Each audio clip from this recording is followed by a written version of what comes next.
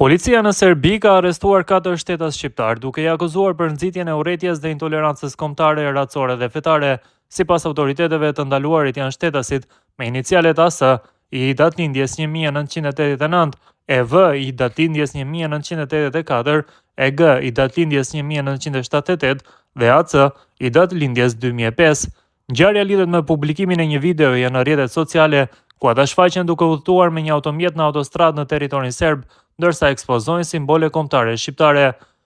Videoja e postuar nga njëri prej tyre në Facebook përkon me përvjetorin e fillimit të bombardimeve nga ana e NATO-s, çka sipas mediave serbe ka bërë situatën edhe më të ndjeshme.